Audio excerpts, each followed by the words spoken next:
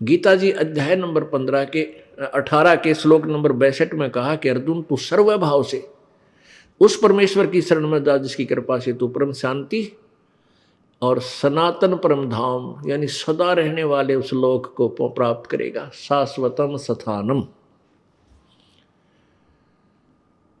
इससे भी सिद्ध हो गया कि गीता ज्ञान दाता से कोई और परमात्मा है, उसकी साधना से ही पूर्ण मोक्ष प्राप्त होता है, जन्म मृत्यु सदा के लिए समाप्त हो सकती है।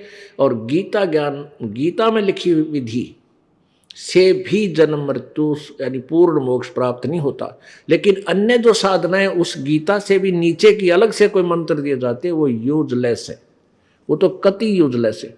और गीता ज्ञान दाता के अनुसार साधना करने से ब्रह्म ओम की साधना, ओम नाम का जाप करने से ब्रह्म लोक प्राप्त होता है। ब्रह्म लोक में गए प्राणी काफी वर्षों तक, बहुत वर्षों तक स्वर्ग में रह जाते हैं अपना पुण्य के आधार पर, भक्ति की कमाई के आधार से।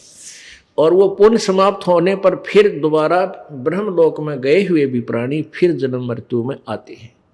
गीता प्रमाण है, गीता जी अध्याय नंबर 8 के श्लोक नंबर 16 में उसमें कहा कि ब्रह्मलोक पर्यंत सभी लोग पुनरावर्ती में हैं।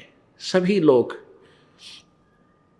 यानी जो ब्रह्मलोक की साधना करके ब्रह्मलोक में चले गए ओम नाम के जाप से, तो वो भी पुनर आएंगे, जन्म मृत्यु होगी। और ये लोक नाशवान है, इनका भी पुनर्वर्ती होगी, इनका भी, ये भी डिस्ट्रॉय होंगे और फिर दोबारा कंस्ट्रक्शन होती रहेगी। फिर बताया है कि 18वें अध्याय के 62वें श्लोक में कहा है कि उस सर्वभाव से उस परमेश्वर की शरण में जा जिसकी कृपा से तू परम शांति और सनातन परम धाम को प्राप्त होगा। उस स्थान पर चला जाएगा जो कभी नाश में नहीं आता, जिसकी पुनरावृत्ति कभी नहीं होती। अब गीता परम अक्षर ब्रह्म की डिफाइन कर रहे हैं। परम अक्षर ब्रह्म क्यों कहा? गीता जी अध्याय नंबर 8 के श्लोक नंबर 3 में ब्रह्म गीता बोल रहा है श्री कृष्ण में प्रवेश करके, ये काल है, ज्योति निरंजन है। गीता जी अध्याय नंबर 11 के श्लोक नंबर 32 में ये स्वयं कहता है मैं काल हूं अर्जुन, सबको खाने के लिए, नष्ट करने के लिए अप्रवृत्त हुआ हूं।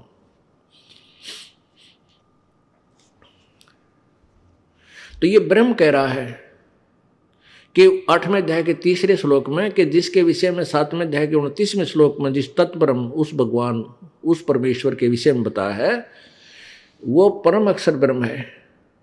8वें अध्याय के 3रे श्लोक में फिर क्या बताता है कि वो परम अक्षर ब्रह्म क्यों कहा?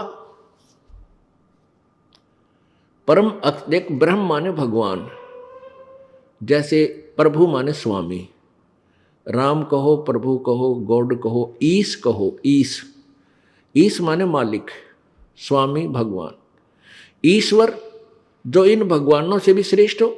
इससे सिद्ध है कि ईश से ऊपर भी कोई और श्रेष्ठ प्रभु है। ईश्वर उसका स्वामी है, उसका मालिक है। और परमेश्वर यानी ईश्वर से भी श्रेष्ठ कोई और है, वो परमेश्वर जो है उसको परम अक्षर ब्रह्म कहते हैं, परमेश्वर को।